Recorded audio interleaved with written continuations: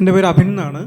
ഒരു സംശയമുള്ളത്, അപ്പോൾ ചിക്കൻ ബോക്സുമായിട്ട് ബന്ധപ്പെട്ടിട്ടാണ്. അപ്പോൾ പൊതുവെ ചിക്കൻ ബോക്സ് വരുന്ന സമയങ്ങളിൽ ഇപ്പോൾ വീട്ടിൽ സാധാരണ ആൾക്കാരൊക്കെ പറയുന്നത് നമ്മൾ തണുത്ത ഭക്ഷണങ്ങൾ കഴിക്കുക എന്നുള്ളൊരു കാര്യം പറയുന്നുണ്ട്. പക്ഷേ ഡോക്ടേഴ്സിനോട് ചോദിക്കുമ്പോഴത്തേക്കും കൂടുതൽ മസാല ചേർന്ന ഭക്ഷണം കഴിക്കുമ്പോഴത്തേക്ക് അത് സ്കിന്നിൻ്റെ പ്രോബ്ലം ഉണ്ടാക്കുന്നത് കൊണ്ട് അത് ഒഴിവാക്കിയാൽ മതി, നമുക്ക് നോർമലി കഴിക്കുന്ന എല്ലാ ഫുഡുകളും കഴിക്കാൻ പറ്റും എന്ന് പറയുന്നുണ്ട്. പക്ഷേ നമ്മുടെ വീട്ടിൽ നമ്മൾ മുതിർന്നവരൊക്കെ പറയുന്നത് തണുത്ത ഭക്ഷണം മാത്രം കഴിക്കുക, പിന്നെ എന്താണ് വേപ്പിൻ്റെ ഇല കൊണ്ടെങ്കിൽ ശരീരത്തിൽ തുടച്ചാലാണത് മാറുള്ളൂ, അങ്ങനെ കുറച്ച് കാര്യങ്ങൾ പറയുന്നുണ്ട്. അപ്പോൾ അതിനെപ്പറ്റിയാണ് എന്താണ് അഭിപ്രായം എന്നുള്ളത് അറിഞ്ഞാൽ കൊള്ളാമെന്നുണ്ട്.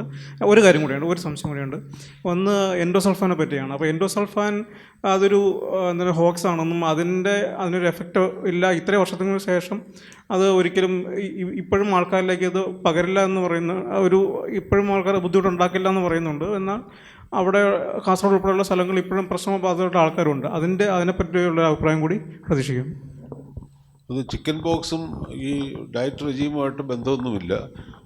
ചിക്കൻ ബോക്സ് കഴിക്കുന്നവർക്കെല്ലാം കഴിക്കാം. ആ കൂടെ ഉള്ളത് ഇതിൻ്റെ വെസിക്കിളെങ്ങാനും മ്യൂക്കസ് മെമ്പറൈൻ വായിൽ അവിടെയൊക്കെ ഉണ്ടെങ്കിൽ നമുക്ക് നീറ്റലൊക്കെ ഉണ്ടാകും. അതുണ്ടെങ്കിൽ അവരത് കഴിക്കണ്ട, ബാക്കിയുള്ളവർക്കൊക്കെ എല്ലാം കഴിക്കാം. വേറെ ചൂടുള്ളതോ തണുത്തുള്ളതോ എല്ലാം കഴിക്കാം, എല്ലാ ഭക്ഷണവും കഴിക്കാം. അപ്പോൾ പൊതുവെ വൈറൽ ഡിസീസൊക്കെ വരുമ്പം നമുക്ക് തന്നെ ഈ ആപ്പറ്റൈറ്റിൽ മാറ്റം ഉണ്ടാകും.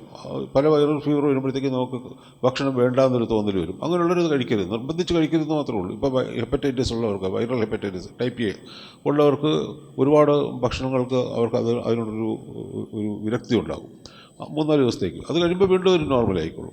അതിൻ്റെ അപ്പുറം ഡയറ്ററി റെസ്ട്രിക്ഷനൊന്നും ആവശ്യമില്ല. പ്രത്യേകിച്ച് ചിക്കൻ ബോക്സ് ഉള്ള സമയത്ത്, ഉണ്ടാകുന്ന സമയത്ത് നല്ല പ്രോട്ടീൻ ഫുഡ്, നല്ല ഫുഡ് കഴിക്കുന്നതാണ് നല്ലത്. നല്ല ഹൈഡ്രേഷനും നല്ല ഫ്രൂട്ട് ഹൈഡ്രേഷനും ഒക്കെ ആവശ്യമുണ്ട്. ആ രീതിയിൽ കഴിക്കണം. ചൂടോ തണുപ്പൊക്കെ ഓരോരുത്തരുടെ ചോയ്സാണ്. പിന്നെ വേപ്പിൻ്റെ ഇലയ്ക്കും പ്രത്യേകിച്ച് കാര്യമൊന്നുമില്ല. വേപ്പില കൊണ്ടുള്ള ഇങ്ങനെ വീക്ഷണം എന്ന് പറയുന്നത്, പണ്ട് കാലത്ത് ചിക്കൻ ബോക്സ് വരുന്ന ആൾക്കാർ കുളിക്കത്തില്ലായിരുന്നു, 20 ദിവസം കഴിഞ്ഞേ കുളിക്കുള്ളൂ. അപ്പോൾ സ്കിന്നിൻ്റെ തന്നെ ഡെബ്രി ഇതൊക്കെ അതിൻ്റെ അകത്ത് വരും. ഈ വെസിക്കിളൊക്കെ മൂത്തിട്ട് അതിൻ്റെ പൊറ്റകൾ വരും. ഇതൊക്കെ ഭയങ്കര സ്കിൻ ഇറിറ്റേഷൻ ഉണ്ടാക്കും. അതുകൊണ്ടാണ് ഇതായിട്ട് ചെയ്യുന്നത്. ഇപ്പം നമ്മൾ റെക്കമെൻഡ് ചെയ്യുന്നത് എല്ലാ ദിവസവും കുളിക്കാനാണ്. പനി മാറിക്കഴിയുന്നതിൻ്റെ 2-3 ദിവസം പനി മാറും. പിന്നെ ഡെയിലി വെള്ളത്തിൽ കുളിച്ചിട്ട് നല്ല മോപ്പ് കൊണ്ട് ഒപ്പിയെടുക്കുക എന്നാണ് പറയുന്നത്. അങ്ങനെയുള്ളവർക്ക് ചൊറിച്ചിൽ വരുന്നില്ല. പിന്നെ അത് കഴിഞ്ഞിട്ട് ഇപ്പം ചിക്കൻ ബോക്സിന് വളരെ ഫലപ്രദമായ മരുന്നുണ്ട്. മരുന്ന് കഴിച്ചാൽ ചിക്കൻ ബോക്സ് തന്നെ 2-3 ദിവസം കഴിയുമ്പോൾ അങ്ങ് മാറും. പണ്ടത്തെ മാതിരി 21 ദിവസം നമുക്കൊരു ആചാരം മാതിരി ഇരിക്കേണ്ട ആവശ്യമൊന്നുമില്ല. അങ്ങനെ ഇപ്പോൾ ആരും ചെയ്യുന്നുമില്ല. നമ്മളൊക്കെ 2 ദിവസം ഓഫീസിൽ നിന്ന് മാറിയിരിക്കാൻ പറ്റുമോ, അത് കഴിയുമ്പോഴത്തേക്ക് സ്കൂളിലോ ഓഫീസിലോ അവിടെ വെച്ചാൽ പോവുകയും ചെയ്യാൻ പറ്റും. പക്ഷേ എസക്ലോവർ കഴിക്കണം. എസക്ലോവർ നല്ല 1-ാം തരം മരുന്നാണ്. ഇനിയിപ്പോൾ അതും കഴിഞ്ഞിട്ട് വാക്സിനും ഉണ്ട്. അപ്പോൾ ചിക്കൻ ബോക്സ് തന്നെ അടുത്ത 10 കൊല്ലം കഴിയുമ്പോഴത്തേക്ക് എവിടെയെങ്കിലും പോയി കണ്ടുപിടിക്കേണ്ടി വരും. മറ്റേ ചോദ്യം ഈ ചിക്കൻ ബോക്സുമായിട്ട് ബന്ധപ്പെട്ട മറ്റൊരു ക്ലാരിഫിക്കേഷന് വേണ്ടിയിട്ടാണ്. ഇപ്പോഴും സാർവത്രികമായിട്ട് തന്നെ ചിക്കൻ ബോക്സ് വരുമ്പം ഹോമിയോപ്പതി, ആയുർവേദ ചികിത്സകളിൽ പോകുന്നവരുണ്ട്. പക്ഷേ ഇത് അപകടകരമായ ഒരു വസ്തുതയാണ്. പക്ഷേ അവിടെ എന്തെങ്കിലും മരിക്കുന്നില്ല, അങ്ങനെയൊന്നും സംഭവിക്കുന്നില്ല. പക്ഷേ എങ്കിലും ഇതെങ്ങനെയാണ് ഇവരെ അഫക്റ്റ് ചെയ്യുന്നതിന്? ചിക്കൻ ബോക്സിന് ഇപ്പം നമുക്ക് മരുന്നുകളുണ്ട്. ചിക്കൻ ബോക്സ് വന്ന ഉടനെ തന്നെ ആദ്യത്തെ വെസിക്കിൾ കാണുമ്പോൾ തന്നെ ഏസക്ലോർ കഴിക്കുന്നവർക്ക് ചിക്കൻ ബോക്സ് അതിൻ്റെ ഒരു പ്രശ്നമില്ലാതെ പരിഹരിച്ച് പോകാൻ പറ്റും. ഇത് ഒരു കാര്യം. കുട്ടികൾക്ക് ചിക്കൻ ബോക്സ് എന്ന് കഴിഞ്ഞാൽ ഏസക്ലോർ കൊടുക്കുക. 60 വയസ്സ് കഴിഞ്ഞ് ചിക്കൻ ബോക്സ് വരുന്ന ആൾക്കാർക്ക് അവർക്ക് ഹോമിയോപ്പതിയും ആയുർവേദം കഴിക്കുന്നതൊക്കെ ഒരു അഡീഷണൽ റിസ്ക് ഉണ്ട്. കാര്യം അവർക്കൊക്കെ ഈ എൻകഫലൈറ്റിസും അതും ഇതൊക്കെ ഉള്ള കോംപ്ലിക്കേഷൻ വരാനുള്ള സാധ്യതയുണ്ട്. ആ കോംപ്ലിക്കേഷൻ വരുന്ന ആൾക്കാരിൽ കുറേ പേര് മരിച്ചു പോകും. അതുകൊണ്ട് ചിക്കൻ ബോക്സ് പ്രായം കൂടി വരുമ്പോഴത്തേക്ക് അത് ഈസി ആയിട്ട് എടുക്കാൻ പാടില്ല. അത് തീർച്ചയായിട്ടും അപകടകരമാണ്. ശരിയായിട്ടുള്ള ചികിത്സ തന്നെ ചെയ്യണം. ശരിയായിട്ടുള്ള ചികിത്സയുടെ ഗുണമെന്ന് വെച്ചാൽ, 1 ചികിത്സിച്ച് മാറ്റാൻ പറ്റും. 2 ചികിത്സ മുമ്പോട്ട് പോകുന്ന ഘട്ടം അനുസരിച്ച് എന്തെങ്കിലും കോംപ്ലിക്കേഷൻ വരുന്നുണ്ടെങ്കിൽ നേരത്തെ കണ്ടുപിടിക്കാൻ പറ്റും. എന്നുവെച്ചാൽ കോംപ്ലിക്കേഷൻ ഇന്നതാണ്, അത് ഇങ്ങനെ മാറുന്നതിൻ്റെ ആദ്യത്തെ സൈൻ നമുക്കിപ്പോൾ കാണാൻ പറ്റുന്നുണ്ട് എന്ന് നമുക്ക് കണ്ടുപിടിക്കാനായിട്ട് ഇന്ന് ആധുനിക വൈദ്യത്തിൽ സാധിക്കും, സയൻസിന് സാധിക്കും. അത് ഉപയോഗിക്കണം എന്നാണ് പറയുന്നത്. അല്ലാതെ ഹോമിയോപ്പതിയിലൊന്നും ചികിത്സയൊന്നുമില്ല ശരിക്കും. അല്ലെങ്കിൽ ഹോമിയോപ്പതി ഇപ്പോൾ ചിക്കൻ ബോക്സ് നമുക്ക് നിയന്ത്രിക്കാൻ പറ്റിയത് ഇപ്പം ഏസക്ലോവറും വാക്സിനും വന്നതിന് ശേഷമാണല്ലോ. അതിന് മുമ്പ് ചെയ്യാൻ പറ്റില്ല. അതായത് എൻ്റെ അച്ഛന് ചിക്കൻ ബോക്സ് ഇപ്പോൾ 2ാമത് വന്നതാണ്. അപ്പോൾ 2ാമതിന് വേറെന്തോ ഒരു പേരാണ് പറയുന്നതെന്നാണ്, ഇങ്ങനെ പേര് ഇപ്പോൾ ഓർമ്മ കിട്ടുന്നില്ല. അതായത് ബാക്ക് സൈഡിൽ ഇങ്ങനെ ഒരു കുമ്പള പോലെ വന്നിട്ട് വരുന്നത്. അപ്പോൾ അത് ഡോക്ടേഴ്സ് പറഞ്ഞത് 6 മന്ത് തൊട്ട് 1 ഇയർ വരെ അതിൻ്റെ പെയിൻ കണ്ടിന്യൂ ചെയ്യുമെന്ന് പറയുന്നുണ്ട്. അപ്പോൾ പെയിൻ ഇപ്പോൾ അച്ഛനിപ്പോൾ ഉള്ളത് കൊണ്ട് കണ്ടിന്യൂ ചെയ്തുകൊണ്ട്, അച്ഛൻ പൊതുവേ ഈ ഹോമിയോയിലും ആയുർവേദത്തിലും പോകാത്ത ആളാണ്. അപ്പോൾ ഇത് കണ്ടിന്യൂ ചെയ്തുകൊണ്ട് ആൾക്കാർ പറയുന്നത് എന്തായാലും ഒന്ന് ട്രൈ ചെയ്ത് നോക്ക്, എന്തായാലും ഹോമിക്ക് സൈഡ് എഫക്റ്റ് ഇല്ലല്ലോ എന്നുള്ളതാണ്. അപ്പോൾ ഈ 6 മന്ത് തൊട്ട് 1 ഇയർ ഇത് കണ്ടിന്യൂ ചെയ്യുമോ, അതല്ലാതെ വേറെ എന്തെങ്കിലും മെഡിസിൻസ് ഉണ്ടോ, എങ്ങനെയാണ് ഇതിൻ്റെ ഈ ഹോമിയോപ്പതിയിൽ നേരത്തെ സാർ പറഞ്ഞിട്ടുണ്ടായിരുന്നെങ്കിൽ രണ്ടാമത് വരുന്ന കേസിനെ പറ്റി കൂടി ഒന്ന് ക്ലാരിഫൈ ചെയ്യുന്നത് അതായിരുന്നു. ചിക്കൻ ബോക്സ് രണ്ടാമത് വരില്ല. ഈ പറയുന്നത് ഹെർപ്പിസ് എന്ന് പറയുന്ന ഒരു ഹെർപ്പിസ്, അത് ചിക്കൻ ബോക്സിൻ്റെ വൈറസ് ചില സ്ഥലത്ത് ഒളിച്ചിരിക്കും. അതും പ്രത്യേകിച്ച് ന്യൂറൽ ടിഷ്യൂലാണ്. അത് കുറേ സമയം കഴിയുമ്പോഴത്തേക്ക്, മാസങ്ങളോ വർഷങ്ങളോ കഴിയുമ്പോഴത്തേക്ക് പുറത്തേക്ക് വരും. അത് ഹെർപ്പിസ് എന്ന് പറഞ്ഞാൽ ഒരു സെഗ്മെൻറ്റിൽ മാത്രമാണ് അതുണ്ടാകുന്നത്, കുറച്ച് കൂടുതലായിട്ട് വരും. അങ്ങനെ ഉണ്ടാകുന്നതിൽ ഈ പ്രത്യേകിച്ചും കുറച്ച് ഏജ് കൂടിയ ആൾക്കാർ, 60 വയസ്സ് കഴിഞ്ഞ ആൾക്കാർ, അല്ലെങ്കിൽ മറ്റുള്ളവർക്കും വരാം ഒന്നും. അതിൽ ചെറിയൊരു ശതമാനം ആൾക്കാർക്കാണ് പോസ്റ്റ് ഹെർപ്പറ്റിക് ന്യൂറാൾജിയ എന്നുള്ള രോഗം ഉണ്ടാകുന്നത്. അങ്ങനെ ഉണ്ടാകുന്ന ആൾക്കാരിൽ കുറച്ച് പേർക്ക് നീണ്ടു നിൽക്കും. ബാക്കിയുള്ളവർക്കൊക്കെ ചികിത്സിക്കാൻ പറ്റും, അവർ മരുന്നുകളൊക്കെ ഉണ്ട്, അത് ചികിത്സിക്കുകയും അത് മാറുകയും ചെയ്യും. പക്ഷേ ചില ആൾക്കാർക്ക് മരുന്ന് കഴിച്ച് അപ്പം തന്നെ മാറും, ചിലർക്ക് മാറാത്തവർക്ക് നമുക്ക് ഒരുപാട് മരുന്നല്ലാത്ത മറ്റൊരുപാട് ഇൻ്റർവെൻഷനുണ്ട്. അതും കഴിഞ്ഞിട്ട് അപൂർവം ചില ആൾക്കാർക്കാണ് പോസ്റ്റ് ഹെർപ്പറ്റിക് ന്യൂറാൾജി വലിയൊരു ഡിസബിലിറ്റി ആയിട്ട് നിലനിൽക്കുന്നത്. അതൊക്കെ വളരെ കുറച്ച് പേർക്കേ ഉണ്ടാവുള്ളൂ.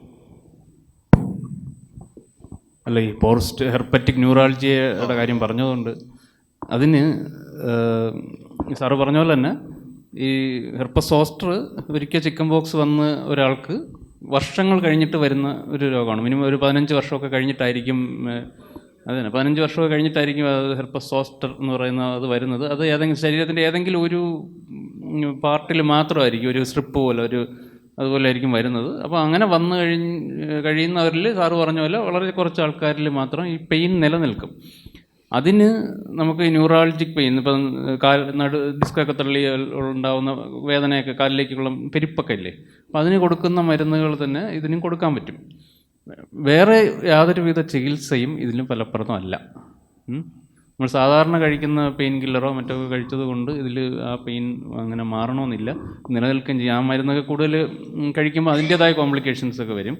അപ്പോൾ നമ്മൾ വേറെ എവിടെയെങ്കിലും പോയി മറ്റ് ചികിത്സാ രീതികൾ എടുക്കുന്നത് കൊണ്ട് കയ്യിലെ കാശും സമയവും നഷ്ടപ്പെടുക എന്നുള്ളതല്ലാതെ മറ്റ് ഒരു ഉപയോഗവും ഇല്ല. പിന്നെ താങ്കളുടെ രണ്ടാമത്തെ ചോദ്യം എൻഡോസൾഫാനെ പറ്റിയാണ്. എൻഡോസൾഫാൻ കൊണ്ട് ആർക്കെങ്കിലും എന്തെങ്കിലും കുഴപ്പമുണ്ടാകും എന്നുള്ളതിന് ഇന്ന് വരെ ഒരു തെളിവുമില്ല. എൻഡോസൾഫാൻ ഒരുപാട് കാലമായിട്ട് ലോകമെമ്പാടും ഉപയോഗിച്ചതാണ്. അപ്പോൾ ഇന്ത്യ എൻഡോസൾഫാൻ എക്സ്പോർട്ട് ചെയ്യുന്ന രാജ്യമായിരുന്നു ഒരു കാലത്ത്. ഇപ്പോൾ എൻഡോസൾഫാൻ്റെ ഉൽപ്പാദനം ബാൻ ചെയ്തിരിക്കുകയാണ്. ഉൽപ്പാദനം നടത്തുന്ന സമയത്ത് ഇന്ത്യയിൽ ഉൽപ്പാദിപ്പിക്കുന്ന മൊത്തത്തിലുള്ള എൻഡോസൾഫാൻ്റെ 40% ഇന്ത്യ എക്സ്പോർട്ട് ചെയ്തിരുന്നു. ഈ എക്സ്പോർട്ട് ചെയ്യപ്പെട്ട രാജ്യങ്ങളിലൊന്നും ഈ പ്രശ്നം വന്നിട്ടില്ല, റിപ്പോർട്ട് ചെയ്തിട്ടില്ല. ഒന്ന്. രണ്ടാമത് ഇന്ത്യ 60% ഇന്ത്യ മാനുഫാക്ചർ ചെയ്ത എൻഡോസൾഫാൻ്റെ 60% ഇന്ത്യയിൽ തന്നെ ഉപയോഗിച്ചത്. ഈ 60% ഇന്ത്യ ഉൽപ്പാദിപ്പിച്ച എൻ്റെ എൻഡോസൾഫാൻ കാസർഗോഡ് ഉപയോഗിച്ചെന്നുള്ളതിന് എന്തെങ്കിലും തെളിവുണ്ട്? ബാക്കിയുള്ള ഇന്ത്യയിലുള്ള മറ്റു പട്ടണങ്ങളൊക്കെ ഉപയോഗിക്കണ്ടേ?